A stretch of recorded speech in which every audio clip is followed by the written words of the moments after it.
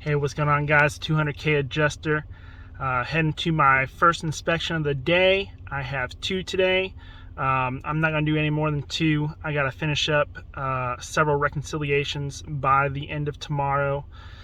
So I figured with the two I have today and the reconciliations I have tomorrow that I will be pretty much packed out till Friday. Which is my last day here in Raleigh. So I'll be heading to, well, first I'll be heading home for a week. I'm actually going to go pick up my RV, and then I'm heading to Charlotte right after that. So anyways, the two inspections I have for today, again, got another simple wind claim, and then I also have a water claim. Looks like some kind of pipe leak that caused some damage to the interior of the kitchen. So we'll be taking a look at that. Obviously, I won't be videoing anything inside the home, but I will follow up and let you guys know how that goes. But heading on to that first wind claim right now, and we'll catch you guys shortly. I know the sun's kind of making a blur here, but man, guys, I can't stress the importance of harnessing up. I slid off that entire slope there, top to bottom. Had my harness on. It caught me about 2 feet from the bottom of that slope just before I got to the gutters. Did that twice on this roof. That's a drop. So always be safe. Always harness up. Don't be embarrassed about it. Alright, guys, finishing out the day. Actually finished up my last inspection a little bit ago. It was a water leak claim. Now, this one was actually interesting because all the work had been completed before I even got there. So I need a review. A couple things I got to do is I got to review when this claim was filed. I need to make sure that this wasn't just a remodel job where they're trying to get some money for insurance. So that's the first thing. They did have some photos, but they really didn't have any good photos of damage. That's going to really hurt their claim here.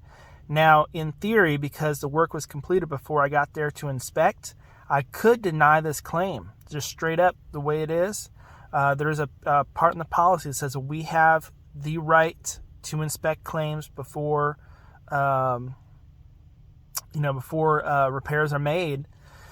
And that's not the case of what happened here. Now, do I think that this person was trying to commit fraud? I do not. Just with, did some real thorough questioning, trying to get an outline of what actually transpired. So I'm still going through with the investigation, but in theory, I can say, hey, we didn't have a chance to look at the damage before it was handled, and the policy clearly states that we have that right. So, I could deny this claim. But what I'm doing is I documented everything that he said. I still took measurements of the room. They had some scraps of the original floor, not the new floor, the original floor. So I got photos of that. And I'm going to send him a link for them to submit all the documents they have to the claim. I'm going to review everything they have. If I can, I did not see, he was showing me off his phone, but, I may call the contractor up and see if the contractor has some photos of damage as well. But, I'm going to give them the best shot possible, to try to get coverage on this claim.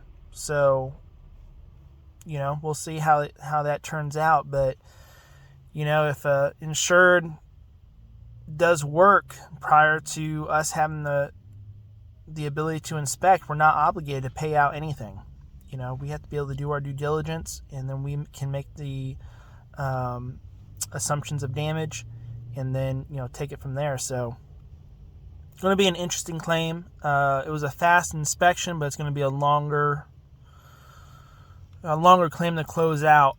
And I know some of you are probably saying, well, you should just deny it because they, and move on, close it and move on because they didn't do their part. And,